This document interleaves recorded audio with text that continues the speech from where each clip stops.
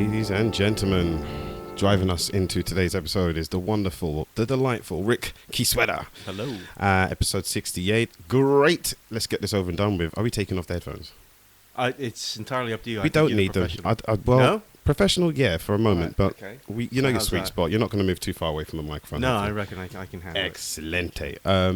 How you doing, my friend? I'm very well, thank you. It's a great day to be alive. Oh my gosh, it's so warm out. I mean, it's summertime. It's just great. Yep. And other than you rocking the wonderful samurai ponytail man bun, whatever they want to call it now, Yeah. I need to ask you, where the hell did you get a wonderful name like Kiesewetter? Because it's not inherently. It sounds kind of European, kind of Viking-esque. It is. It's but do you want to sort out the hair thing first? Because I mean, it's not. Okay. It's not. No. Well, it's not the samurai stuff. Okay. It's simply a very, very economic haircut. Okay. Okay. So you got your hair cut to conform to the shape. No, dude. What I'm saying is that it's just like you don't have to go to a barber, man. I mean, all you got to do is just like you leave it. Ah. So this You is save just loads of money. so this is just your head left. This is just. I can't understand this. You did nothing to this. It just you put it up in one. No, it looks like that Akira Kurosawa kind of hair. Wow. Yeah. You do fit the kind of look of a guy who recently relocated from Malibu, and you're kind of missing your beach house and your surfboard, or you're skating, in the morning through. I don't know. You look like a Miami-Dade person. Yeah, I am. Really? I'm Miami? Not Miami. Oh, okay, all right. Dade County. God, man, that would have been pretty cool. But I love Miami though. I do Miami's love Miami. awesome. Where are you from originally? Originally, I was born in Japan. Okay, wonderful. Whereabouts? In a town called Yamaguchi-ken. It's a district, Yamaguchi-ken. Okay. It's on the island of Kyushu. It's near Okayama. Okay. I know Which Okayama. is Okayama, which is the home of denim Is it? in Japan. Oh, yeah, okay. yeah. Premier denim or just like? Premier, yeah. I didn't know that Premium there was. denim. I didn't know there was like a hierarchy of denim. This is cool. Yeah. Okay. Oh my God. Yeah. Well, In I know Japan. I mean, you get, there's various brands of denim. Yeah, that you are get- costly. Like I know a pair of jeans are like half what a mil. what they do is they will get particular weaves, particular sort of patterns of denim through the machinery that they have reconstructed since the war. What? Yeah, and then what happens is they would make this denim, and then they'd get copies of like American cuts and then send it back and forth. That's why it's so expensive. Wow. So while the Brits and the Americans were going back to manufacturing, I don't know, cars or engines or spaceships, the Japanese decided to rebuild with apparel, and that's what why they're on top. Yeah, the Japs always did that though, didn't they? Wow. With stuff, with technology, and Well, they are with denim. Yeah, they are the biggest innovators, I think. But they were. Yeah. Well, I think it's the Chinese now, really. they're still innovating minds. You've watched any anime at all? Anime's I'm not huge. totally up to speed with loads of anime, but I know, like Dragon Ball and things like that, But Well, it's still as strong as ever. I mean, Dragon Ball are making toys and video games, so their merchandise is still hot. People are still talking about it. Yeah. Years after, I think it started in the 80s, isn't it? yeah, well, I'm more old school though. I mean, before Your manga?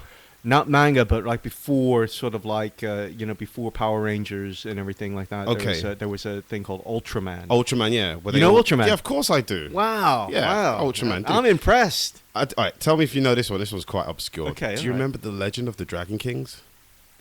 There was No. 4 brothers. Is this Chinese? No, I believe it was Japanese. Really? It was animation, yeah, original manga.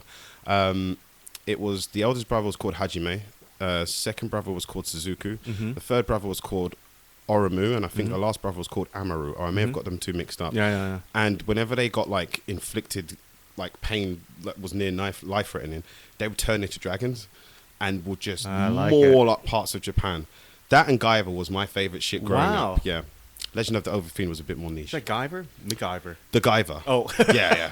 What's his name? Sho Right. Fukumachi, when he got the alien bonded suit and stuff like that. Dude, I'm huge into... Like, I'm like a Final Fantasy dude. Really? Are Oh, you? God, yeah. I couldn't tell. Japan's given us a lot. Japan's given us a lot, though. I mean, Yeah. in terms of innovation, and their storytelling is second to none.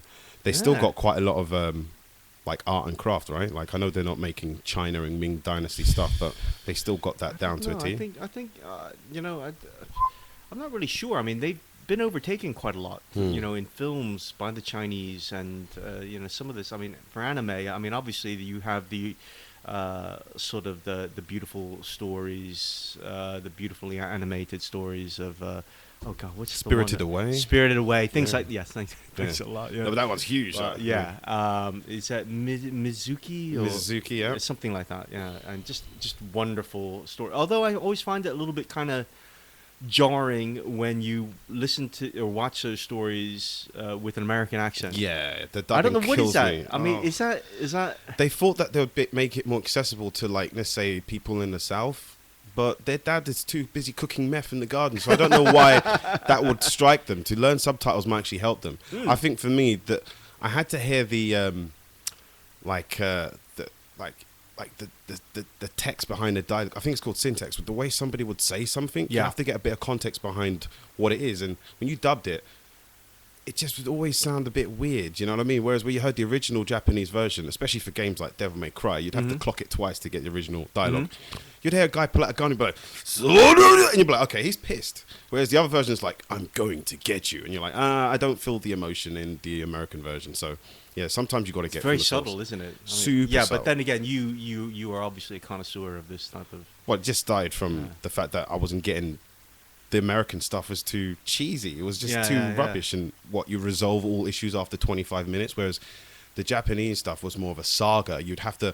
It'd be like, no, they're going to sleep under a bridge tonight, and it's raining, and they're still on the hunt. Like, there's no let up until episode 10, where the dude gets a power suit. So yeah, it's like you realize the struggle is real, man. Is camera on your face? Because I love that face. It jumped into my face for a second, but it's on yours. I liked it because if you've seen his face right there, that was just lovely. That was just so much passion in that little face. Yeah. Tiny That face and kind of tiny little ears. beardy- Tiny ears as well. But yeah, I would say the Koreans are now stepping up to the fore in terms of people are noticing. It's exploding, man, isn't it? I mean, K-pop is huge. Yeah, They've got a lot of good actors, and Yeah. for me, because I'm a football fan, my team is Tottenham Hotspurs, just down the road. Right. And one of our star strikers is Hyung Sung Min, or Song Hyung Min. Sorry if I got that wrong. Yeah. We call him Son anyway. Yeah. And he's. What's his song? I have no idea. Son. What do they call? I got to pull it up afterwards. I don't know. I don't have a season ticket. Thanks for throwing me under the bus, dude. No, but yeah, he's a wonderful human being, and he's from South Korea, and it's now opened up the club's brand in Asia, which is already huge football fans. So I think the world is Is he now a striker, beginning to or know. is it- Well, he's like a left midfielder, but to be Right. perfectly honest, he's scored a lot of goals, and Really? we got to put him forward now. Yeah.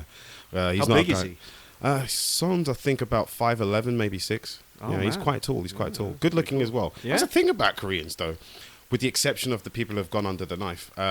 They are inherent. What do you mean he's gone under the knife? There's plastic surgery is a huge thing over there. Huge. They get their eyes done. Their eyes done. Oh yeah. Do you want me to pull up some footage and show you? Well, I've heard about this Yeah. eye thing before. I mean, I wanted to do it. Really? Well, no, only because my eyes are sagging, and I just like to. Oh my god! To lift it up a Oh bit. my god, that's so nice. But I mean, you could just I get could- like.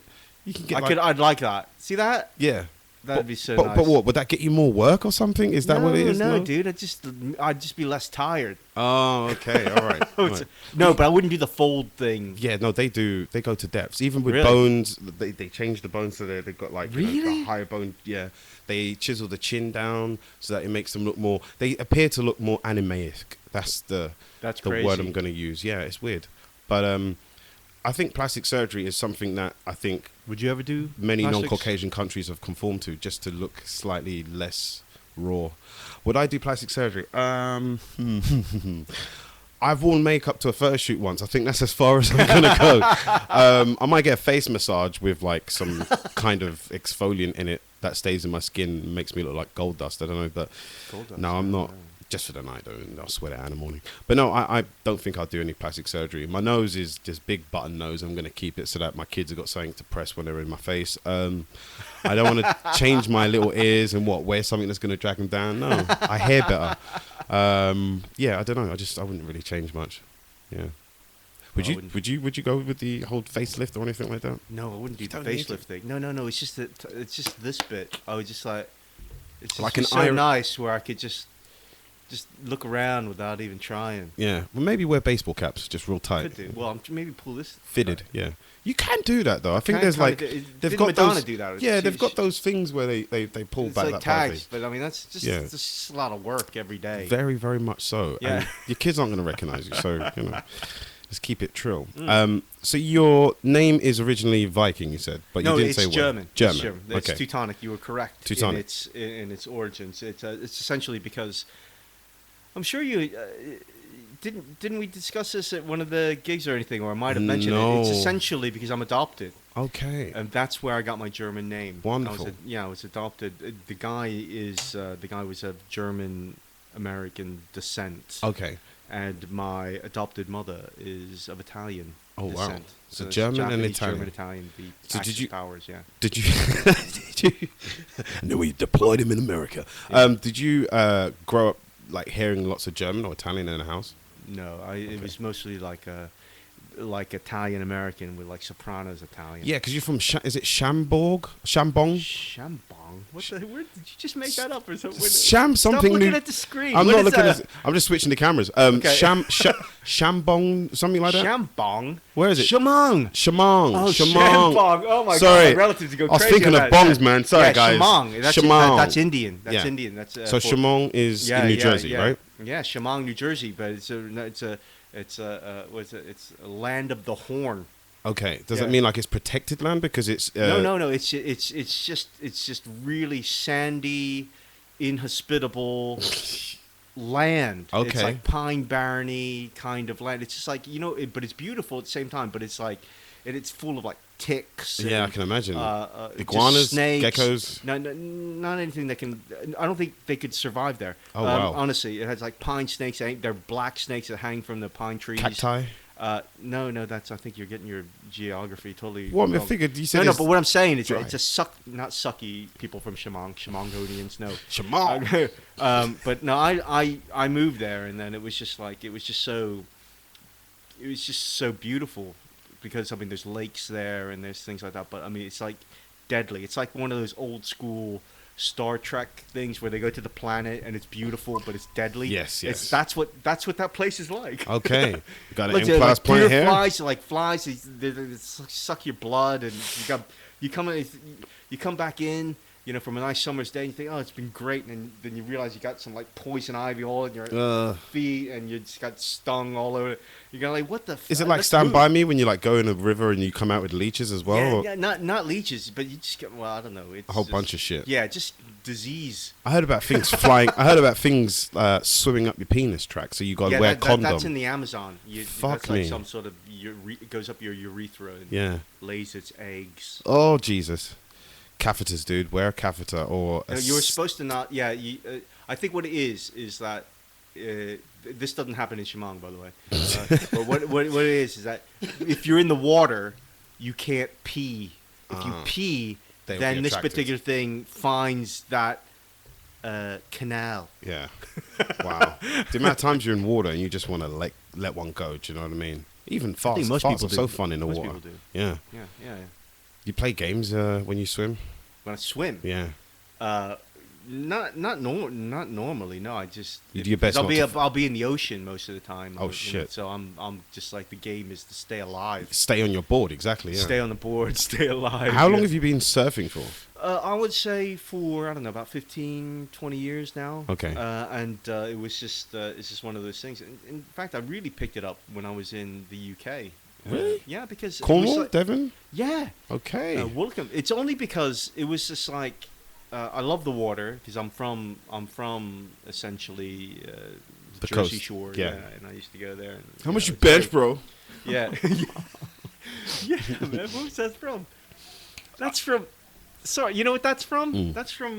What's the thing with Mark? The thing about porn, underrated film, with Burt Reynolds in it. Do you remember? The porn movie. Yeah, porn movie. It's God, it's great. Boogie Nights. Boogie Nights. Yeah, Yeah, that's his one of his. Yeah. How much you bench, bro? Yeah, how much you bench? Yeah.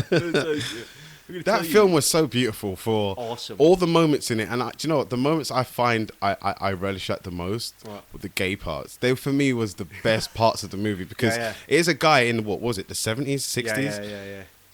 Studio 54, all of that shit in my head that I can, because I'm not from that time, but I can imagine. And the guy trying to act tough, where everyone's literally wearing clothes that you can see their nipples and stuff like that. It's fucking. You're wearing hairspray, like it was just. Sex was oozing at that point. You would be awesome to be a vampire in that time, because it'd be just be so. Vampire come up. I'm just saying, it'd be so easy to pick up anything. You know what I mean? Like usually a vampire would have to look you in the eye so that you can get, attracted to him. Yeah, because there was no vampires. There wasn't that much vampire stuff out there. No. So people didn't know about them at the time. Yeah, exactly. Too busy. I don't know. I'll tell you who was cool in that film though. Don Cheadle. Don Cheadle was fucking awesome. That made that dude. Wasn't Am I right in saying Philip Seymour Hoffman was in that film as well, wasn't he? Yeah, he was awesome. He was a great cast. Yeah. Oh yeah, it was great. So you like movies, and that leads me to a great segue. Yeah. You've would it be safe to say you've tried your hand at acting, or you're pursuing? Well, I've done bits and bobs. In fact, I've been at castings, okay, like for bigger films. Yeah, and I'm not, and I do enjoy the casting sessions. I don't know if you've ever been into a casting session. Not where, necessarily. It's been. I was casting for a film for a featured role, and it was from the same woman who casted Master and Commander. Oh. And I went into the office, and I thought, what am I going to do? I'm going to be on a bus. I'll do some lines or whatever. Right? And it wasn't like that at all. It was just like she was asking me very intensely personal questions. It's like this podcast, but like fivefold. But she, honestly, and by the time I got, but I don't know. It was really intense, and it was like nothing about acting or nothing, and it was just like I got out of that casting, and it was like an hour and a half later, and I was exhausted. I felt like a shell of a man. It was just bizarre. So I've been able to get experiences like that, and I haven't even been in a proper film yet. I've done loads of music videos and stuff like that. And I was just in Athens. I was playing I'm a Japanese man, and I was playing a Chinese businessman. Oh wow! In Mumbai, shot in Athens. So that was for a Chinese. So obviously they had a tight budget. Yeah, no, it wasn't. It wasn't tight. I mean, it was awesome. Athens was great. It was just a week ago that I shot that, and there was some Chinese, some idents, and. So acting, great, but there isn't that many roles for me, as you can imagine. What you mean, because you're Asian? Did you notice? Yeah. Look, a little thing about me is there's some Chinese somewhere in my family. Oh really? Yeah, I'll show you if I can find a picture of my grandmother. But yeah, there's some Chinese on my father's side. They're in Jamaica. And Jamaican is Jamaica's international, man. Yeah, and I'm like 50% Jamaican, so yeah. Cool. So the reaches. I think it started with the whole sugar industry. I think that's what I heard. And there was traffic. There's a lot of traffic, and there was a lot of man slaves. These man slaves were from originally Asia, and they helped build railroads and stuff like that, just like the black people. And then they were like, by the way, you're endangered, but we're not taking you back with us. We're leaving you here. And they learned how to make jerk chicken and dance. So yeah, holy shit! I didn't know that part of the culture in Jamaica. Loads of Chinese people living in Jamaica. Oh god, yeah. There's one in the government. I don't know what level he is. Maybe Secretary of Defense or something like that. Our Prime Minister at one point, or President, or whatever system they've got, he was mixed origin. Like imagine Obama, but with more Chinese eyes. That would be great. Yeah. That's never going to happen. I think he's out America. Well, what you mean? An Asian-born American, an ABA. Yeah, whatever acronym you want to use, but I'm just saying because Australia's called them ABCs, Australian-born Chinese, or AB. Oh right, yeah. AB. Oh, just like in this country, it's BBC, which is British-born Chinese. Yes, and online it's NBC, something else. So be careful. Network. Yeah. I don't know why people attach names to stuff anyway, because you've been told you're not allowed to call a Chinese person Oriental anymore. No, because I think that is a noun, isn't it? It refers to a rug, an item, an object. That's right. Why do you need to refer to them as anything? That's my thing. Because I think there's nothing wrong with having a racial profile of some sort. It's just used in a negative. Yeah, I think. I mean, especially when it comes to acting. I prefer being called Asian than Oriental, like you said. Yeah, I'm not a rug or. But Japanese is different though, right? Because no, it's Asian. It's a race. Yeah. Asian. I am Asian. But then that so is Phil Wang. Phil Wang is of Asian origin. Nigel Ong is Asian. Asian origin. Yeah. Well, I mean, he's mixed race as well. I mean, But I mean, he's has Asian blood and he's Asian. But then you He's buy a that. premier Asian British comedian. Phil Wang is. I mean, You're reaching now. From Cambridge, from Footlights. And there's also the. You really reached out for his hand. There's also the. I'm just fucking with you. There's also. There's also the fact that the Indians are now not so much lumbered, but they're now collective with the synonym Asian. So Sindhu V, very great comic, but she's now, let's say, her and Yuri Kitani, both two different parts of the world, but both considered Asian. But she would be in the States. She would be called Indian. Yes, in this country, she's going to be called Indian. Yeah. They would call Yuriko Asian if they don't know She's what Asian, part she is from. I mean, So here I think it's like politically correct. You would probably, as a British person, you would say East Asian. You'd have to be even more bloody. Yeah, that's specific. what I mean. Yeah. So then, I mean, it's just like, I don't know. You're gonna add your city next to it. I don't know. It's just getting. I can understand. Where could we just? I feel. Could we just get like the original? It's not like we want to get the recipe of how to make. No. Where's your mum and dad from specifically? I need to know where to pick these. It's if we can just say, like for instance, Japanese originally. The name is German and Italian, and that's it. From that moment on, we know you as Rick. So stick with nations and not go with race. Well, originally, because we're part of the human race. How are we going to build this fucking warp engine if we keep making ourselves individuals and stamping a flag in soil that no longer Mind you, people like being different though as well. I mean, I did think because I spent some time in New York. I've been back a year, and I was in New York, and I was working there for around 6 months. Mostly comedy? Half and half comedy, half and half, paying some bills. Yeah. Right? But the thing is, because I'm there, it was great because my mom's over there. Awesome. Mom, bilingual. So I'm over there, and it was great. But there was a lot of, I've never seen so many mixed race people in my life. Yeah. And it was just like a whole other race. The future's bright. The future's beige. Yeah, but I don't know. You don't know? Well, no, just we don't have to. Because you're mixed. That's what it is. No, you're that's mixed. fine. No, look, I'm not saying stop mixed race people. Stop. All right, I'm just saying that I don't want them in my plane. I mean, it's great to see a really black person. Mm-hmm. It's really great to see a really Asian kind of person. Yeah. I mean, I used to, that's what I look like, in Jersey. I mean, I'm very Asian. Yeah. And it's just like, it's kind of sad, see everybody you don't want to get bred totally out. I mean, well, I don't think you can, but get bred totally out. I mean, there is the idea of in school, I met this girl and she said she was quarter caste, and this was back in the day when the word caste would be used. Oh yeah, in a sentence. Yeah. I was like, what the hell is quarter caste? And she's like, well, my mum is half black, half white, and then she married a white dude. Yeah. And then they had me, so I was like, "So you're 1/4 black." So you're just basically white. Yeah, essentially. Yeah. But I didn't look at it like that. I was just like, "Well, you got some black in you, okay." Yeah. And then it goes down the line. If you think of that person just only going with white people, they would eventually get so white. Yeah. And in one generation, a complete black kid. So this is the thing. The gene pool is going to continue to have the DNA structure of almost everyone on this planet. Then you're saying one's going to pop out and it's going to be pure again. Oh God, yeah.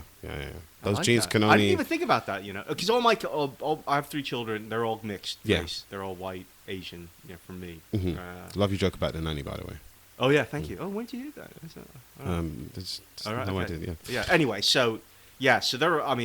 Like I said, but I didn't even think about the fact that there's gonna be a pure one coming out.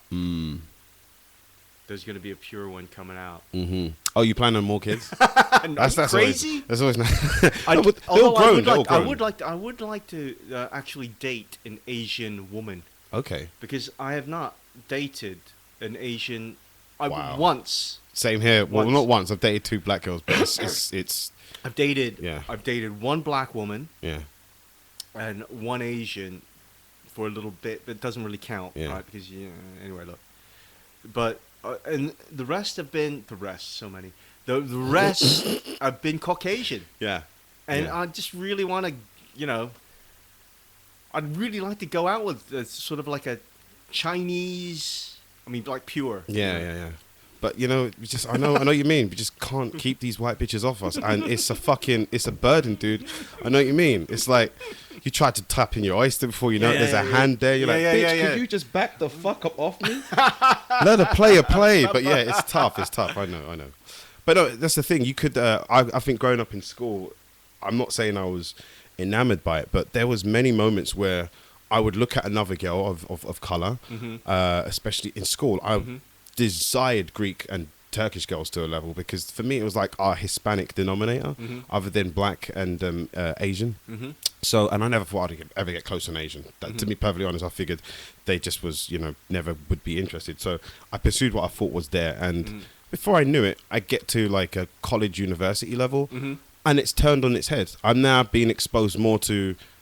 There's more of an interest, let's just say, from those parties that I thought wouldn't be. Right. And I think that might be a sign of what to say, suppression. Like you go throughout your whole life just studying and you don't get exposed to that. But then before you know it, you go out, you dance, and that culture's always been around you. And you're naturally curious and tempted by the fruit of another.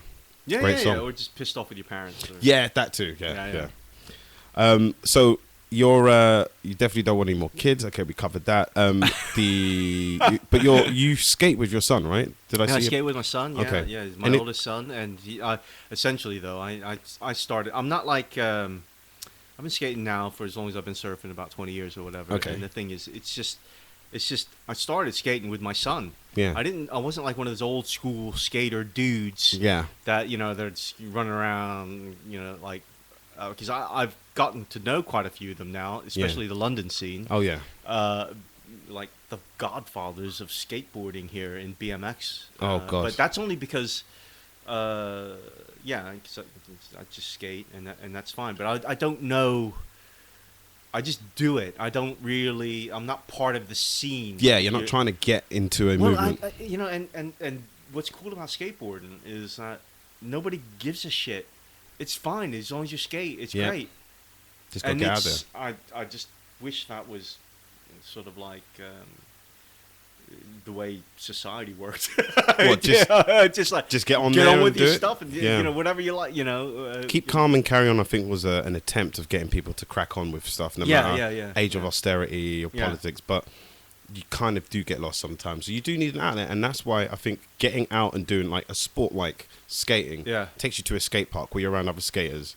Where's the place for the guys who are playing violin and cellos? There's got to be a place for them to jam. Come on, it's a park bench somewhere. The thing is, sometimes I wouldn't be very surprised that the people who are playing cellos and violins, some of them are skating. Because honestly, you go to the skate park, and because I know a lot of people think that skating is just for kids, or in this country, a bunch of people like whose they think, why are you doing that? Hey man, guys, it's like, well, you're trying to be down with the kids or whatever. But it isn't like that. I mean, it's more, it's just. It is a lifestyle thing. I mean, once I started, it was just like there was an interview on Nine Club, Lil Wayne, and he was just explaining that skating is like the best feeling, better than sex, better than some of the times that he had fornicated in studio or whatever. Just like some of the best feeling, and for me, skating is. It is like that as well. It's like it's not better than sex, but I mean, it's. Well, imagine surfing and skating. You've gone from land to sea. Yeah, there's something about it, and I'm not talking about like doing stairs and stuff, which is cool because it's all about flow. Because I ride bowls, and it's just like what site? Concrete bowls, like pools. So you're just literally riding in 12-foot bowls, just carving around. You said you ride bulls, mate. I thought that's why balls. I thought you said okay. You gotta have balls to ride. No, bulls, as in rams. No. Jesus Christ. I mean, I did it at a bar once, but that was a mechanical one. But it's just like that feeling is just you can't think about anything else but staying on it. Because if you don't, then you're wiping out. You're hurting yourself. Yeah. And so it's that thing, and it's since I discovered it, and I have to thank my son for it, really. Yeah. Because he's the one that really taught me to skate. I mean, I started because I took all the hits for like learning how to drop in various tricks and just things like that. So I took and then I was able to teach him. Yeah. When he was from about 7, and I taught him all the way up from then. Wow. So the thing is, but I took all like both elbows gone, shoulder popped out, knees. Are you gone. serious? You fucked you. So wait, you. Oh my god! You jumped headfirst into skating because you had a child. Yeah. And you were like, by the time he gets to Yeah. an age of walking, I want him to be able to know these tricks that I've done. Well, But no, you it's took not what Knox's- he's done, but it's just simply he was interested, so I picked up a board again, and Yeah. Oh, so you did it when you were younger? yeah. Okay, cool. So what? No. When he started, when I started teaching him when Yeah. he was about 7. Okay. But the thing is, I had a board when I was a kid, but I didn't skate, not like the way it was. Yeah. You know? You didn't So I fuck had your to shit learn up. how to drop into the bowl and all this type of things, because one of the things that really grinds my gears is that, you see like parents, and you see them at the park or whatever, and they'll say, I'll just climb that 40-foot net, hop in there, go through there. And I said, I look at him and I said, get off your fucking ass and you do it, man. Yeah. You know how hard that shit is? Yeah. So that's the same. That's the way I worked. I mean, if you're at the skate park, I wanted my son to learn. And the best way he was going to learn is if I learned. Yeah. So that's where it's from. Active parenting, man. Wow. Well, it's like, but it was fun, and it was something that now it's something that turns out we both do. Yeah. And he's totally rad. Wow. He's well rad. Yeah. And so, what about your other children? Have you got like Have you got involved in anything per se hands on, or is it like one of them's doing quantum physics? You're like, Nah. okay, son, you keep going. You're going to build us that warp engine. Well, no, because I've got older children who are like 20 and 23. Oh, okay. And then I've got the 6-year-old, and so basically. Oh wow, quite spread, yeah. Yeah. I don't recommend having children every 18 years. But the thing is, it's just like one of the things is that now the older ones, when I'm parenting, they can see why they're all fucked up is because they can see me with the 6-year-old going, Oh, wow. whoa, wait a second. Leon, you shouldn't be watching that, Leon. So Is that the name? yeah, Oh. Leon's the name of a film. Oh, okay, sorry. I thought it was the name of the child. So it's just like, yeah, but I mean, the way I take it now is it's just like, it is what it is. It gave you some purpose, though, I would say. It gave you a drive because, I mean, I don't know at what age you were when you first picked up their skateboard, but I know many people who won't even go to the gym past 30. So, you're going to actually put yourself on a surefire road to many, many jumps to concrete without padding. Yeah. Then you buy the padding, but you're like, that elbow's still gone. And you said you pop shit out. Yeah. You sound like a fighter who's just like, I had to retire, couldn't take any more hits to the head. But it's like, my goodness. I think it's a male thing. I mean, it's just, I remember my an uncle of mine. I mean, he was like in his late 70s, and he was like on the roof of his house. Just fucking with the roof. No, not crazy, but it was just like, he had to repair some stuff. Mm-hmm. And it's just like, I think that's what we do. We say, screw it, man. This is it. The roof needs to be fixed. I'm gonna go up there. Yeah, that's why I feel wait a like. second. That's why I feel like. Sorry to cut you. That's why I feel like men are cooking now.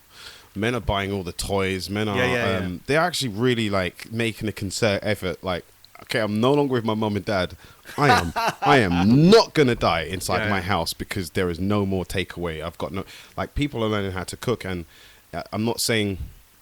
In general, I'm not going to overgeneralize, but far less women in the younger ages have the idea of buying all of these accessories and, like, I don't know, just a food processor and maybe have a blender. What does that have to do with cooking? Well, no, cooking is something that men have done based on the fact that I think it's back to our hunter gene, if you know what I mean. Oh, right, We're just taking that on board, whereas women are gathering loads of shoes. I don't know. That's probably a bit too overgeneralistic. But yeah, I find more men cook, especially younger ones, like 18, maybe 19. So you're saying that more people nowadays are just going out and exploring more, just generally. Yeah. I would say experiences. Women are definitely dining in places. That's what I think is even better, though. I've never seen a precedent of usually it's just couples, but now I know like 4 friends of girls will just go to a restaurant and they'll have a nice round table. They'll take a picture of all the things that they're eating and they'll spend good money. They'll have a good time. Do you think that's American in some way? I think the Sex in the culture- City, the Sex in the City thing is definitely I think there's permeated. something, Yeah. there's something in that. Yeah, Yeah. definitely. But I mean, you can think about it. Hangover, there was 4 guys. Yeah. The power of 4 friends is I think evident. You'd be lucky really to have more than 4 friends that you always talk to and hang out with all the time. Yeah, you wonder how much of that culture has actually sort of, I mean, bridesmaids. Yes, I mean, absolutely. that is Fucking hell, right, God. You know what I mean? Everybody thinks that. I mean, that whole cultural thing, that shift from America to over here, for example. I don't know how old your children are. How old are you? I don't have any kids whatsoever. Oh, right, okay. I thought you... They would have been picked up from school by just now. Look at you. Yeah. No, but I mean, I was thinking, so far, I mean, there's, in this country, you got, like, prom. Hmm. That's American. Halloween, that's American. Definitely. And it's just like, what Christmas, let's face it. well, yeah, maybe, but that's going further back. But I'm saying certainly like prom and Halloween. I mean, you know, High school. Sweet 16. Um, Is that coming? Is that coming? Is that from MTV or what? but only if you've got like loads of money and you want to be like those little young socialite girls at school that see Kim Kardashian do it and they want that. Yeah. So yeah, but not all school proms are even good.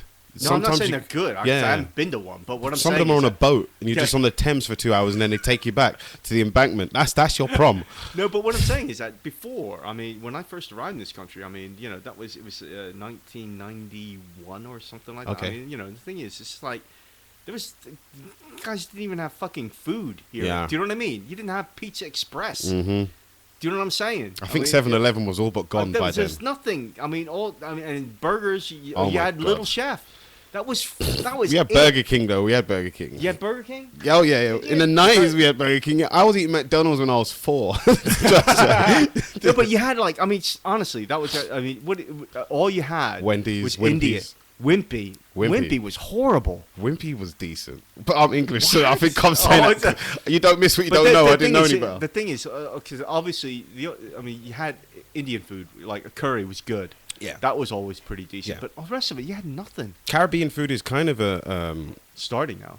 but yeah, it's kind of. I mean, in my household, it's kind of a take on Indian food. Anyway, we had like many of the same spices on our food. My nan wouldn't always cook jerk chicken; she'd sometimes cook chicken that had been, I mean, aggressively seasoned in something so that you can't wait to get to the rice and the veg as the gravy drips onto the plate. But yeah, there's many flavor profiles I would say some countries do adopt.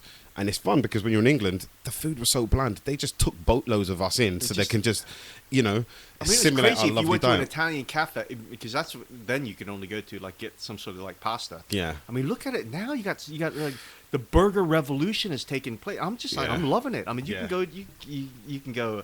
Five Guys. You can. I mean, the burgers are decent. Yep. Even. Have you heard of saucy chips? Saucy chips. Mm. I haven't had the saucy chips. What? Five Guys. No. Saucy chips is a new venture. Is that the like one where Five everything Guys. was like gravy on top of it or There's something? I think they've pimped their chips gravy out. burger or something. There's like bacon fries. There's like chili fries, cheesy fries. I think they pimp the fries, and then the burgers look quite nice as well. Oh man. Yeah, I used to do this little thing called Mel versus Food, based on Man versus Food, because Oh, really? I found out that he was a Spurs fan, which is my team. Right. And when I saw the clip of this, I was like, I wonder if he would mind if I just showed him some love on Twitter. And he, I think, liked or favoured it. I was like, this is cool. I was like, Yeah, but did you actually eat loads of stuff? Yeah, no. I Because take out. You're about what? You're about. Dude, I never. 12 stone. I never. No. 11 stone. I barely stay at 11. It's like I'm a millionaire, but I always have to go to the shop for gum, so I just drop down. But I never stay at my weight for some reason. I'm always floating around 10, just under 11 What stone. do you do? What do you I work run on every day? I do a lot of running. Yeah, I do a lot of Do running. you? Yeah, Is that what you do Run for- upstairs, run up lifts. No, but I'm saying for fitness. What do you? For fitness, I run a lot. Yeah, you're right. Running's probably the only thing I do. But road running, I don't really go to the gym or anything like that. No, I don't go. That's what I'm saying. I just skate, and that's what keeps me. Yeah, and surfing as well. Probably is surfing is just staying alive. the keeps you heartbeat. fit. Yeah, exactly. Just keep that just like, body yeah. regulated. Yeah. But yeah, no, I don't really work out. I've been blessed with one of those model bodies, if you know what I mean. Like I eat like shit, and then I know. I love to I eat. stay, I love yeah. to eat. I'm What a would you big- say the thing you missed the most eating in Jersey? Because when I went to New York and I went to Jersey and Connecticut, I did the whole tri-state. Ah, The food was grotesque. Well, in Jersey, it was a bit boring because it was definitely cleaner. Yeah. But it never had the danger and the flavor punch of MSG and whatever else I had inside New York City. New York was fucking amazing. Every block I went to, I kept stopping because I went with a bunch of college kids. Yeah. And I kept stopping us, and the teacher would get a bit pissy, like, Mel, what now? I was like, please, this is a real deli. I have to get myself a pastrami sandwich. And the guy was like, you like pastrami? Why don't you try a Reuben? I was like, what's a Reuben? And instant heart attack, man. Instant hard on as well. I had to find a fucking dumpster to jerk off behind because that food just it gave me something. But yeah, I definitely miss the food in New York. I don't know. The thing is about it, because I've just gone back and forth quite a lot, and it's just like they do that typical American thing, whereas whatever works, it's fine. Yeah. So they did this. I went over and. Obviously, I have relatives over there, and we went out and we got this finger food, which was some Philly cheesesteak spring rolls with ranch. And I go, what the hell is this? May have just ruined it with a ranch. It sounds with ranch, right? Ranch, and it sounds disgusting, right? Spring rolls, number one, spring rolls. And I'm thinking, what is this? And it's like, and I ate it, and it was just so good. I mean, and I had no idea. And there was all these different flavors as well. It's like I had no idea that this spring roll revolution had taken place over the past 3 years in Philadelphia and on the East Coast and stuff like that. Wait, I think it was actually it comes from like California and moved over. But I mean, oh my God, it's just so good, Mel. Did you ever watch like any programs on the Food Network? Well, I like that diners and drive-in thing. Okay. Because I mean, I do love diner food, diner breakfast. Now, I'm a big fan of like grits, biscuits and gravy, sausage and gravy. Soul food. Southern comfort food. Yeah, it's southern food. It's probably because when I was in the Army, we used to do a thing called biscuits. Well, it'd be SOS, with same old shit, and it's just like and you see it. There's a scene. It's an old traditional U.S. Army breakfast. You see it even in Band of Brothers, where they're going in, they're in the thing, and they're just slopping on this gravy on top of on toast. That's what we used to have, and that was like really hot, and that's what got me addicted to that. But gravy on toast, like a sausage gravy. It's like a sausage gravy, but they'll use nowadays they'll use a mincemeat, and it's like a white, very fluffy, bechamel looking, bechamel. It's a bechamel, and it's not gray. Like when I make it, it's gray. It turns out gray, gross, but it's still flavorful. Yeah. What you do is you just take mince and you chuck it in a pan, and you just start, you brown it, and then you take flour, and then you just chuck that in there, flour, and coat the thing, right? You're kind of making a roux from the oil. Yeah. You could do that, and then chuck some butter, salt, and whatever. And I like to add fresh chili in it anyway. So U.S. grade onions as well. No, I know. You can use whatever you want to do, but I just do the simplest thing, and then you add the milk very slowly, and it just comes up with this. It's like a very thick, hearty gravy, and then you just do your toast or do your biscuits, and you just pour it on top, and you have some. You can have an omelet or scrambled eggs or something. You just chuck that on there, and it's just a hot hulking mass. Yeah, and it's protein at its finest, really. It's the breakfast of champions. It's really good for like hangovers and stuff as well. You sit there and you smell it on the stove as well. It helps you, But from what I understand, this military diet. Actually, I like the way you slipped that punch in. You were in the military. Go back to that for a second. How long did you serve? I served for 4 years. I was joined when I was 17 because my parents, my father and I didn't get along very well. He basically, we were outside of the house, and we got into fisticuffs. Yeah. And I thought, I'm 17, right? And I'm thinking, I can take you now. I could really knock your ass out. Wow. Yeah. And the thing is, you got to know about my dad. He was a Philadelphia street kid, and he got kicked out of school. So he lived on the streets. And also being of the German heritage, after the war and stuff, whenever he moved around the neighborhoods, he got fucked with.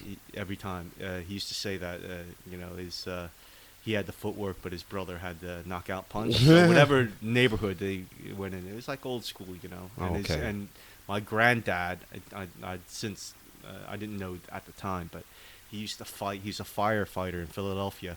There's a lot of in that, but but he used to also earn money bare knuckle fighting in bars. Days. So yeah. So there's anyway, a trail I of... didn't know this shit. I knew that my dad he was a bit rough, but Yeah. I There's a trail didn't of... realize you move out to Jersey and you think he's all right. Did you And ever... Sorry to cut you, were you ever told, like, growing up, the trail of cracked skulls from the Kiesewetters left hook? Like, were you ever told anything like that? Like, your granddad had a mean of right hook? Yeah, well, I was later told when Grandpa Norm Sr., he was in a bar called the Black Cat. It's in Pomona, New Jersey. Okay, and, Pomona. Yeah, and he was essentially, he was in a bar and this guy was messing with him. And at that time, Grandpa was in his 70s. Oh, shit, so he was a never back down type of dude. This guy was in his 40s, and he's just giving Grandpa some shit. And they went outside, and Grandpa broke his jaw. Fucking hell. So, I mean, I think he probably hurt his hand a little bit. But, yeah. Because when you're that old, you're a bit brittle, man. But still, yeah, they were from good sort of... stock. Yeah. And so I went out there, and I said, look, I could take you, and no, he knocked me out cold, man. He knocked me out cold. Because I was just like, giving it all this, and he just lost it. Just bang, hit me.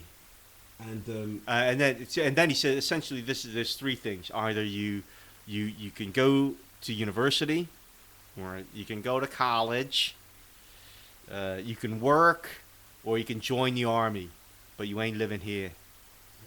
I like the way you dropped and you ain't living here. Yeah. So basically what happened was I joined the army. Oh, wow. So he gave you a choice at 17 because you squared up to him. He's like, you've got all of this anger, potential to really do some damage. I'm going to put you to some kind of stability and some kind of, what's the word? Discipline. He was in the army. He spent 22 years in the armed forces. Okay. He ended up as a chief warrant officer. That's how he escaped the streets of Philadelphia. Okay. Actually, so this guy. He also fought in Vietnam. Jesus. Yeah, he fought in Vietnam. So then they didn't have PTSD in those days. No, so you just fucking came back and you took it out on your family. Yeah. Well, I mean, it was all that Agent Orange, wasn't it? Well, I don't know how much of that got involved, but he didn't really talk about Vietnam that much. The whole rules of engagement thing made that war kind of a mess, right? But he wasn't out like in the front lines. He was okay. He was in a section called the military intelligence, which I went into. Oh, sweet. It's in military intelligence. There were some very diverse characters. I mean, they were probably the misfits of the army, but they were fairly, because of the jobs that they had to do, they were either linguists or electronic warfare. So they were just obviously misfits.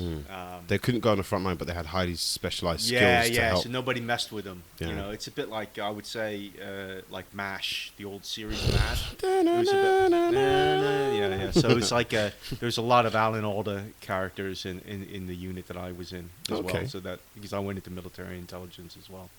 And do you still have like friends who serve now? Do you still keep in touch with I anyone? actually seen there's a picture on my Facebook. A guy called Dave John who just came back over from Pennsylvania, and I went all the way through from basic training all the way to the end of my 4 years with him, and I replicated the photo of us two together when we were in basic training, and then also when I seen him in Lancaster Gate just a month ago. Oh wow! Yeah. And did you do that sign as well? No, I didn't do that. Okay. No. We were just punk ass kids back then. We were just trying to look cool, So I had to we mirrored the same look. We tried to, but yeah. So I kept in touch with him, and there's a couple other people because it was a very formative time in our lives because we were 17 and. Lots of stuff happened during that time. Yeah. Wow. Yeah. I never usually have a first impression of somebody, but not once did I think military when I met you. First time, I thought you were an actor. Yeah. I thought like you clearly were either tired of waiting for Hollywood to get the message that you had some kind of talent. So you're like, fuck it, I'm going to just do some live shit. I'm going to talk about my life on stage. So I figured you were breaking character right in many ways and going along the stand-up route. And then all of a sudden, one day, and I don't know if this is how you might feel, but one day the call is going to come in when they want you to do a certain movie, and you're like, no, my special alone is going to get more bums on seats. It's going to get me. It's Netflix, dude. I've got Netflix now. Where were you when I was? You know what I mean? So I don't know. It's you always gave me that idea of actor who was fed up with the world of acting. That's my first impression of you. I'm more a person who is, as far as when comedy came into play, it was just comedy turned out to be a lot more than just jokes. Yeah. And that's what really drew me into the world of comedy. Because, you know, when you go and watch comedians, it's kind of like, I literally shut down. It just looks all the same to me. And it's like, I do that sort of like that Charlie Brown thing where I just hear that. You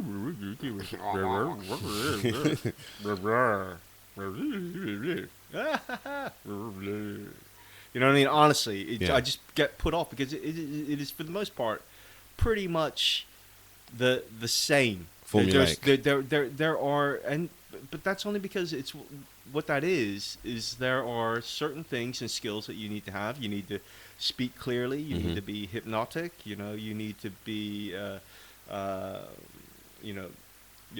it has to be well observed. The performance has to be precise. And you know, there are key things. Definitely. And that's it. And those are the main things. Really. Charisma as well, never betraying your own inner emotion on stage. Because if you... I don't know. The thing is, I've spent a lot of time trying to just be a human being on stage.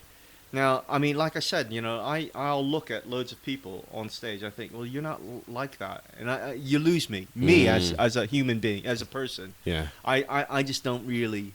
So like if you look at somebody like Tom Stade, you know, it's still close enough where I think that's genuine. Yeah. You know what I mean? So, and therefore it's engaging, and I enjoy it. And, yeah. Less and less it's about what you say, you know.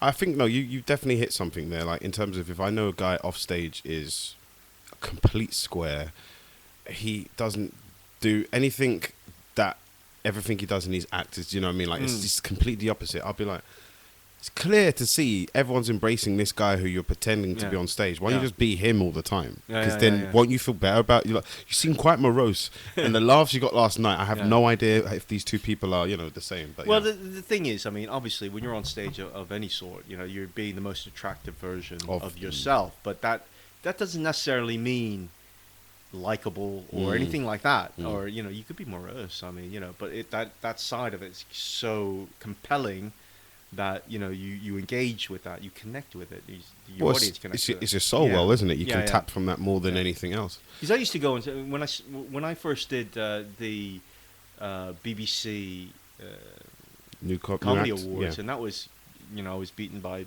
Rod Gilbert, you know, so that was that year. I don't know how long that was, but you know, it's. I was like, "Hey, how's it going?" Way! You know, I was that guy. Yeah. And I'm not that guy anymore. Or if I do it with taking the piss out of that guy. Yeah, you know? Or when you're DJing at the strip club. Yeah, or whatever. And it's just like coming to the next is Candy in Crystal Hills. So it's just, I think that more and more, it's, you know, I love to see the artistry of somebody like Stuart Lee or Daniel Kitson or somebody like that. I mean, I've done some gigs in Philadelphia and New York, you know, recently, and then also in Vienna, which is slightly different, and Bratislava, and so I've done European and North American, and hitting all of the key cities, basically. Yeah, well, I tried. One of the great things though about like New York, I mean, I love New York. I mean, I think New York comedy is awesome. Yeah. I thought that the standard there was either you were really, really shit or really, really good. Yeah. There was no in between. Like in this country, there's a lot of flex in between, and I'm probably in that flex. I'm in that sort of. And but the thing is, I like what I liked about America was in New York. New York. That's what I mean. What I like about New York is just like. Yeah, you're a midget, lesbian, black, half Mexican, woman, what else you got? Yeah. Honestly, it was just like, what else you got? Because you ain't gonna sustain this. Wow. And that's what I liked about it, because people are like, okay. The level of competition is high as well. Like Well, it's that, yeah. Well, it's no more or less competitive than here, but in the London circuit. But I would say that it's just like the level of writing Yes. is very, very sharp comparative. And also, I'm saying New York City. Yeah. New York City, the home of stand-up. Yeah. Right. Besides the Catskills, obviously. But I mean, I'm just saying, it's kind of. It's as strong as there as it ever was. Yeah, it really is. I mean, I was just astounded by the level of acts that I could go to and see somebody at 4 o'clock in the afternoon and go, wow, that was really, really good. 4 in the afternoon all the way through the night. So when people say they've done like 15 spots before in New York in one day, it's possible. It's possible, yeah. It's possible. I mean, you know, especially when they're 3-minute spots as well. Yeah, they're 3 minutes. I mean, I did a spot in Brooklyn. It was terrible. It's because I went on, and it was just like I was talking about, I was doing stuff about Donald Trump, because you only had 3 minutes, and it was packed full of comedians. I thought, well, I'm going to be doing this newer material or whatever. And it was just silent, and with about 80 people in there. And then I just realized, oh, I didn't introduce myself. Wow. They didn't, because they knew each other. Yeah. And so it's just like doing gigs over there, it just makes you recalibrate for just whatever. For the road ahead. Yeah, it's that connection thing that is the most important thing. I mean, like I was talking to you about when Jamali Maddox came into the conversation. You know, it's just like to connect with Jamali. You know, the audiences in Vienna, and you know, they had to recalibrate a little bit. You know, and that's the art of it. I think he can do that. I think stand-up is in many ways.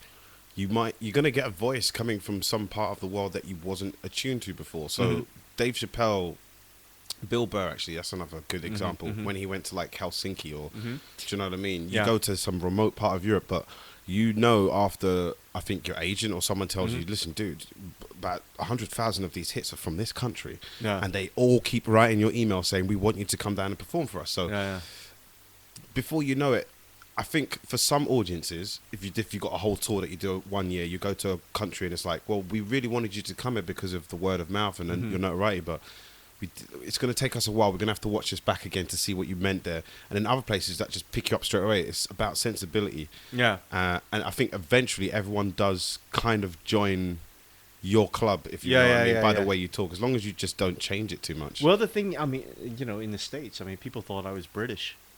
That's what I was going to say as well. Is that why the Trump stuff didn't go off so well? Possibly. You know, they just thought that I was... I mean, I should have just simply introduced myself and say, I'm Rick, I'm here on... you know, I've been here for 6 months. I think I need to explain... I've got a lot of explaining to do, you know, etc. Because honestly, they think I'm either British, gay, both, whatever. Canadian. Whenever I go... they think, where the... And also, you know, sometimes during longer sets, what will happen is my accent will actually change. Yeah, I've heard it once today, where it's gone. Yeah, New Jersey, and then. Yeah. Because then if I was speaking to somebody from sort of Manchester, it'd get all Mancunian. It's like, you know, it would get a bit northern. That's not bad, actually. Yeah, it's because my older children are Mancunian, so I need to be able to speak to them, and my youngest son, he's totally received pronunciation, so he goes to Waitrose. Oh wow! So, and I am this. So, it's just the way things are.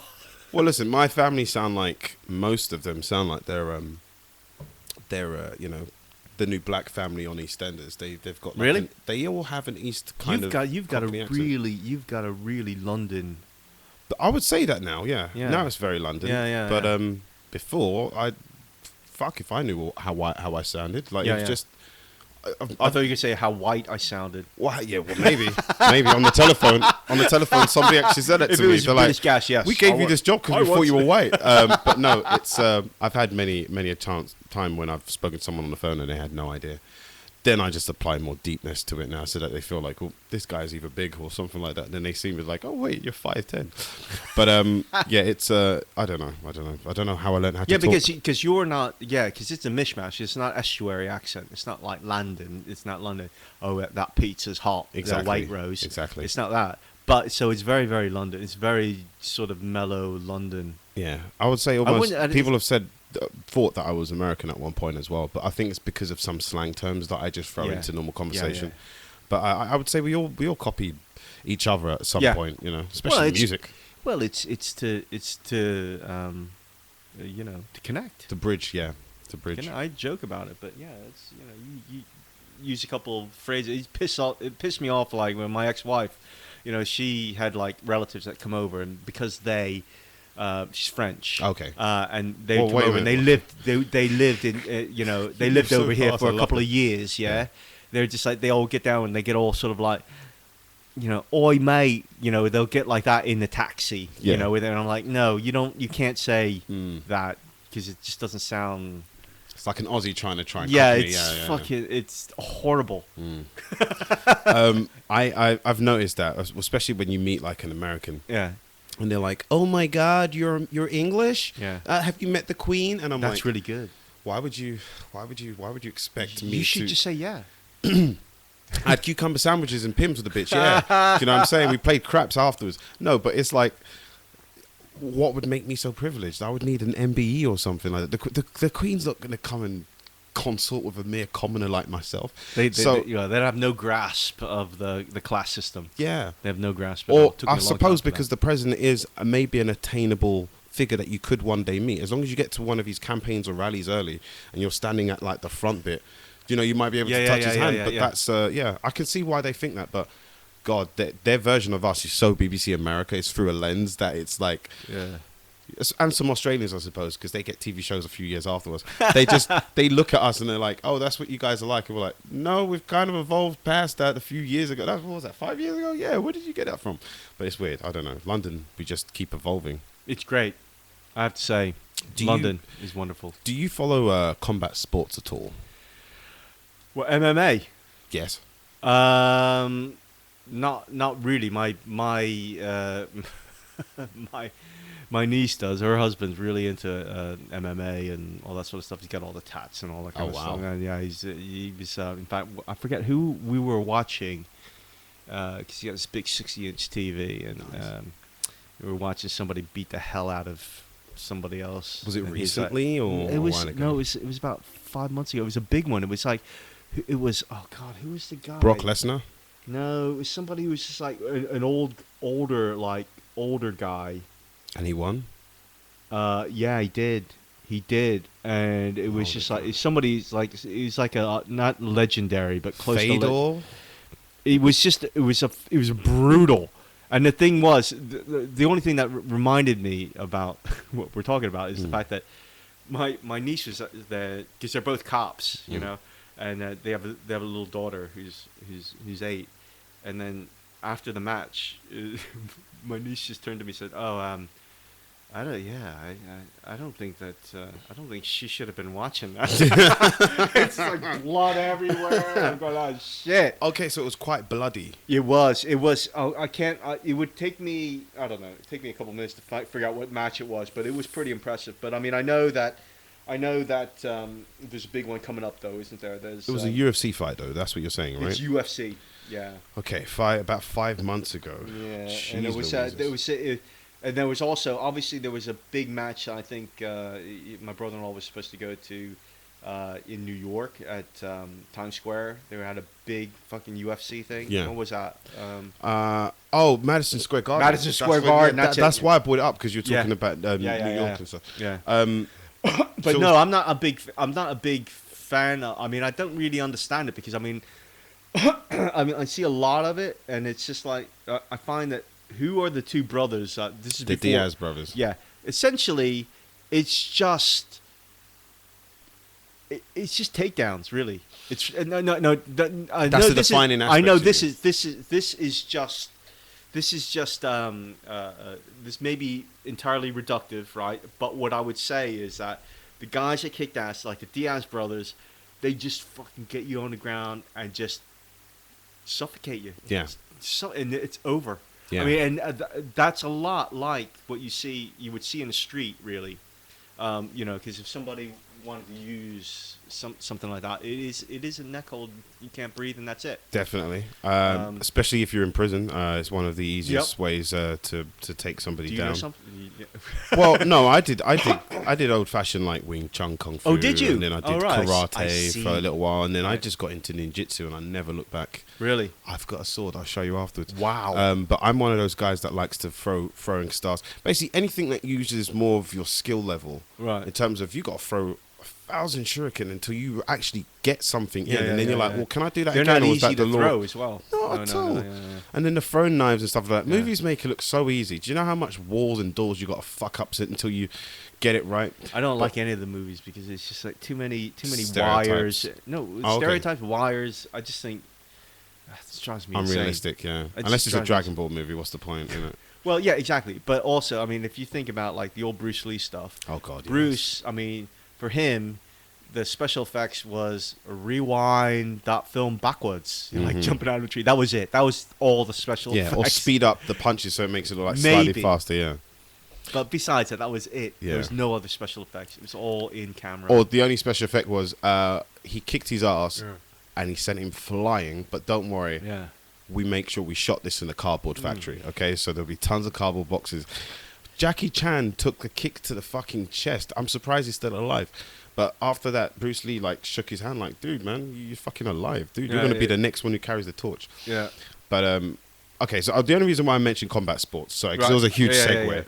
There's a big one coming up though, isn't it? What's It's Mayweather and that's it. McGregor, yeah. Yeah. And I was going to ask you if you're into boxing. at all. McGregor is the one I think. That Yes, you watched he him in was- Diaz because that's what he got bloodied up and then Diaz choked him out. There you go. Yeah. That was a good fight. That was that about 6 months maybe? Shit, No, that was the rematch. They had a rematch Yeah, afterwards. Yeah, That's right. That and O'Connor that's won the that one. Yes. That is the. So that guy's rock hard, man. he is, and he chatted a lot of Bullshit on oh, the- dude. The press conference was amazing. Did man. he? What did he start singing or something, or what was it? Or rapping or some shit. I think he rapped at one of them. A little bit of Biggie Smalls, I think, when he was in New York. Yeah, when he was in New York. Stupid. It was the New York one. They were both fatigued. It wasn't as good. Who do you think he's gonna get? He's gonna To be perfectly honest, yeah, and based on what everyone's saying, everyone's going based on this universal math of what the person has done before up to this point. And I understand a body of work can help, but when you're dealing with a man who's now 40 years old and he can't really punch because his hands break, I don't care how much you wrap it up and how much adrenaline you give him for that fight. He's fighting a 28-year-old guy who really can knock people out. Yeah. It's worth a lot of money, this fight. I think that's the only reason why they made it happen. Yeah, but I'm putting my money on Conor McGregor Yeah. just because I'm the biggest fan. I don't know why people hate this guy. Yeah. He showed me what things are capable of in this world. If you've got Yeah. a huge queue of people in front of you based on this traditional system of, well, his seniority prevails, he's been here for 10 years, even though he's Yeah. got brain damage, we're going to give him a title shot. Really? Yeah. Against this young guy who's 19 years old, he's going to fuck him up. We don't really mind the 19-year-old. So Vladimir Klitschko versus Anthony Joshua, that's my example. Yeah. Klitschko's been boxing for years, boring boxer. Yeah. And that's the way they change the guard. They make an older guy, they let him go out on his feet, on his ass, because a young guy is, much better.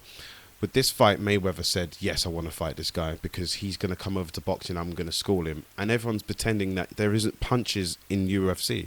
That Diaz is one of the best boxers in the UFC, and Conor went up against him twice. Yeah. So I'm going to give it to the man for feeling brave and jumping into another endeavor, because the first time ever in our lifetime we're going to see someone who really kicks for a living say, no, I'm not going to kick, I'm not going to elbow, I'm not going to throw any knees, I'm not going to take him down, I'm going to run around the ring like he does.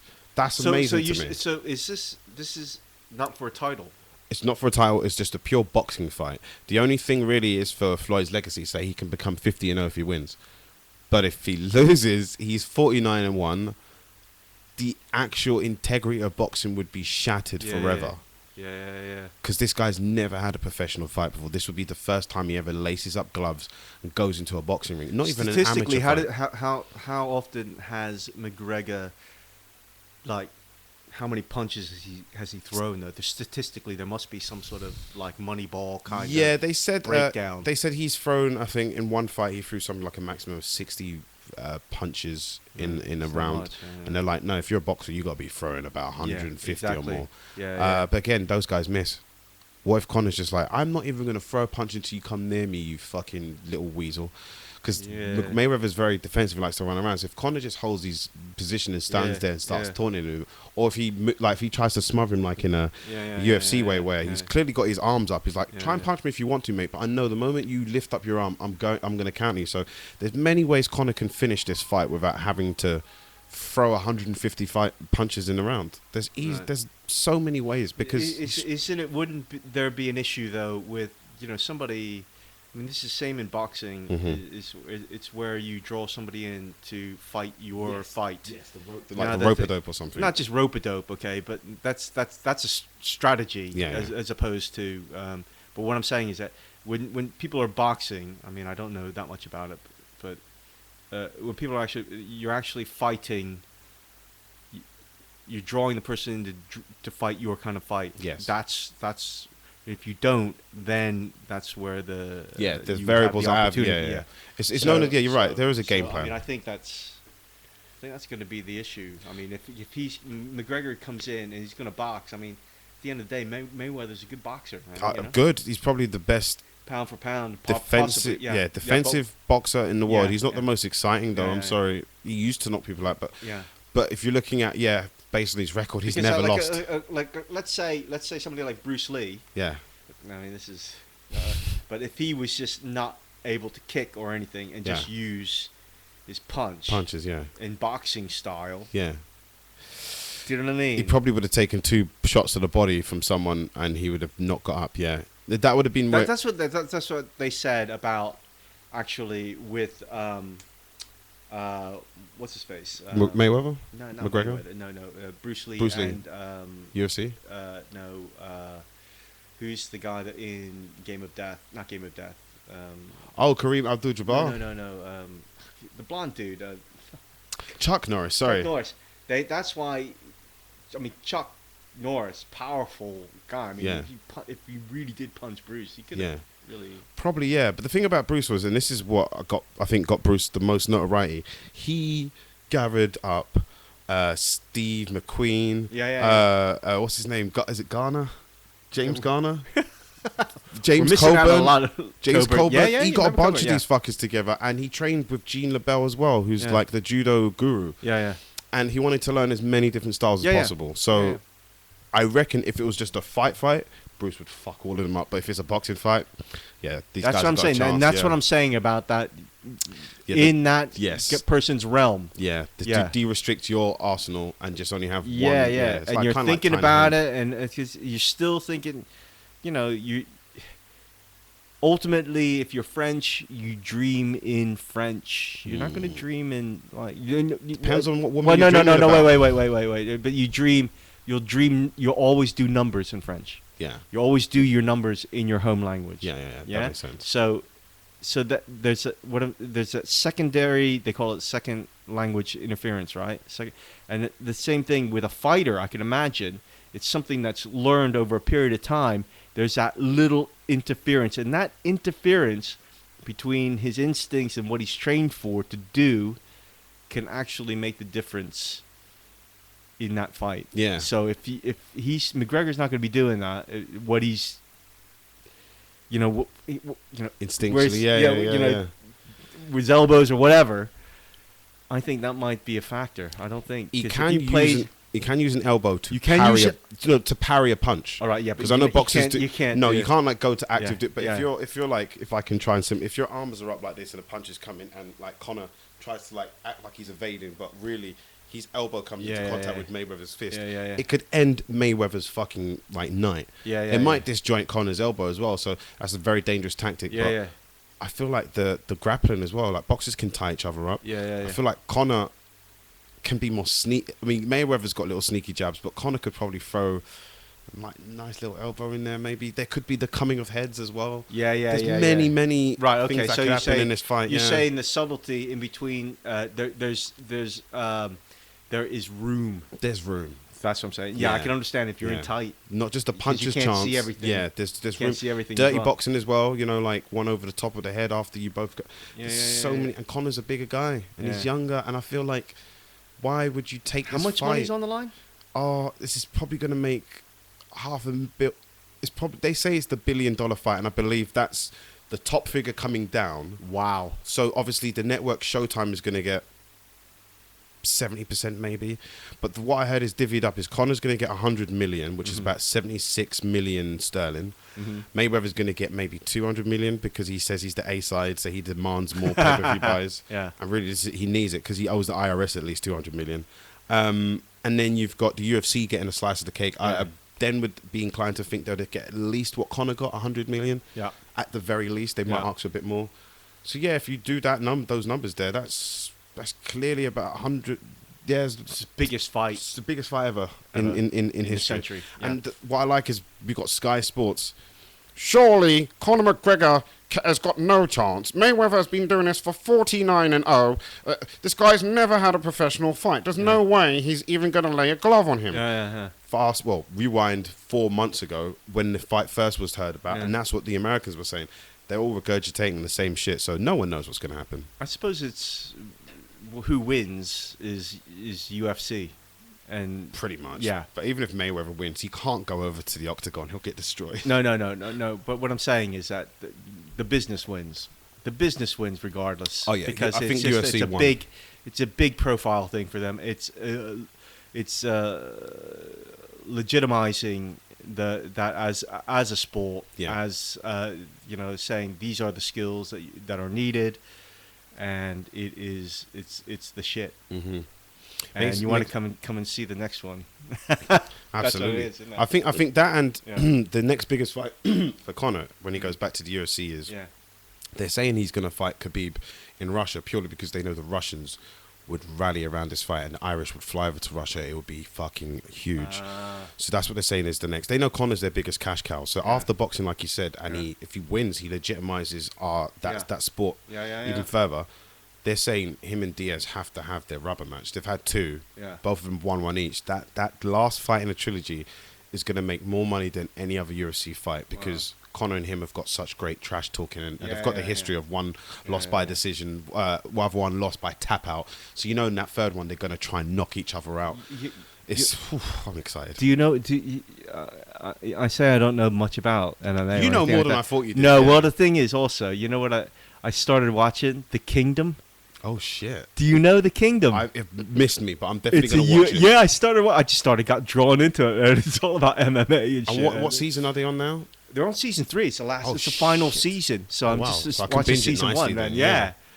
yeah. Dude, I had to put some stuff down. And it was really cool because because basically they got me at the first sequence because it's the dude who's the owner of the gym, and he's just like he gets followed by some gangsters or something like that, and he's jogging and he's saying, "Oh fuck you," and then the car stops.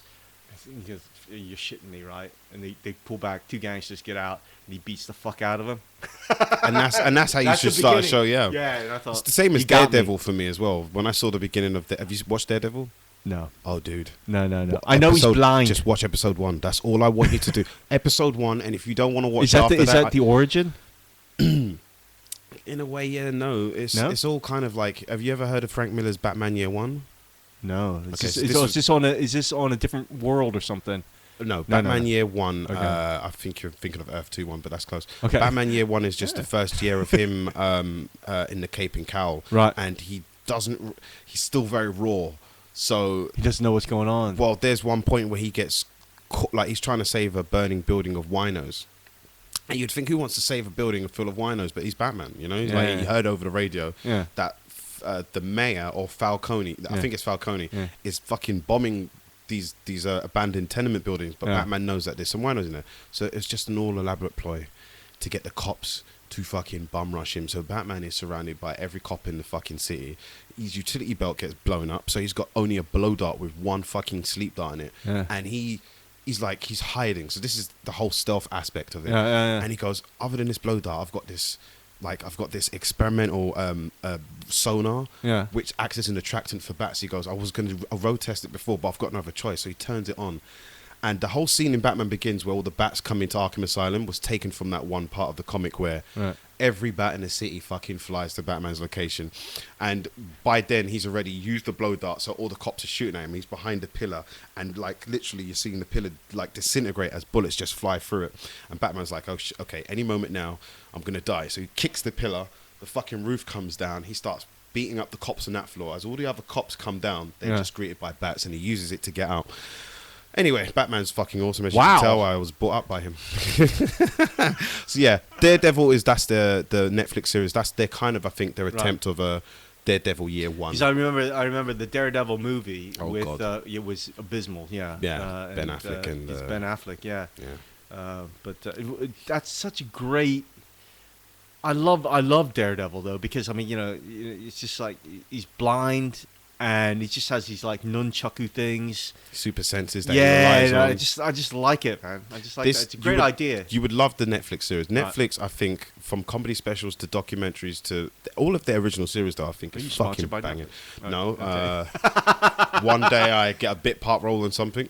All right, but no, they're fucking amazing, and all of their shows, with the exception of Iron Fist, which I think is dog shit. I've never even watched it yet, and I don't want to. I'm sorry to say that Netflix. Iron Fist. Yeah. It's supposed to be amazing. I've got a picture of him up there. Like, I like the guy. I dressed up as him once in a cosplay, but Yeah, I mean, I didn't look up here because I didn't know some things. I was thinking, some of it's comics, some of it I just didn't want too amalgamation. Creepy. Yeah. There's you got some decent films up here too, man. Yeah, you mentioned Taxi Driver, and I was like, it's just below. Yeah. Nice one. Yeah. Oh yeah. Hey, you want a good time? You need a good watch. Right. Anyway, so we've now got to we've just passed the hour point. So this is usually where you would let everybody know your upcoming gigs. Obviously tonight you are going to be at the Soho Comedy. Right? Yeah, it's a round table. It's a new material night, which I think is always a brilliant night. So that's definitely Dave Mulholland's gig. That's right. Yeah. He no longer runs the weekend gigs actually, Okay. which is a bit of a sadly because those were very, very good gigs. Yeah. In Covent Garden as well. But yes, in August, whilst everybody else is out at the festival, I tend to try to take up the pickings. Yeah, and so in August, just simply check out www.kiesewetter.co.uk. That's the website. Lovely. And you'll see loads of dates, primarily for the 99 Club, Angel Comedy, and Top Secret. So I'll be doing most of those during the month of August, so Sweet I'm very. Jesus, also lovely. Yeah, and there's also like an Instagram. There's a Twitter. There's a It's all Rick Kiesewetter. It's all Okay. Rick, and then Kiesewetter. It's like key and sweater. The way you said it. No, but don't put that in. No. Otherwise, Well, obviously, I'll put the links below so everyone can, take That'd be a look great. at that. Anything you wanted to share before we wrap this lovely doobie up? No, I just really enjoyed being in your flat. I've had a fucking blast. We had a good pre-show, to be perfectly honest. A lot of things going back and forward, and I was like, this is going to be an easy conversation. But no, this was fucking a ball, mate. So. Yeah, I mean, it sure beats the last time when I was in Wood Green at the court in the jury doing jury duty. So this is really great. How was that? Did the guy get off or? He didn't. He didn't get off. But the thing he was just seen in the house where he was said that he wasn't in. So I was thinking, no, but dude, they seen you. But I just remember they wanted me to be the speaker for the jury, and I said no because all I did is I just chatted for a minute. And it's like, this is one of the things about comedy that comes up, and they said, oh, you can do it, and I said no. You didn't want. The thing is, the juror that gives the decision might be, when that dude gets out, like you are my trial. Oh yeah, you're that Chinese guy. yeah. I see what you're saying. Yeah, man. I've avoided jury duty so far, which is good. Well, you got to do it. You got to do your civil duty. It's your civil responsibility. Dude, I work in a hospital. That's my civil responsibility on a fucking yearly basis. But no, we'll see. I'd like to do it once. Just I don't want any tough cases. They're interesting though. They're not interesting, but it is your duty. But it also gives you a little bit of an insight on how things work. Mm-hmm. I sounded like I was in the BBC for a second. How things work.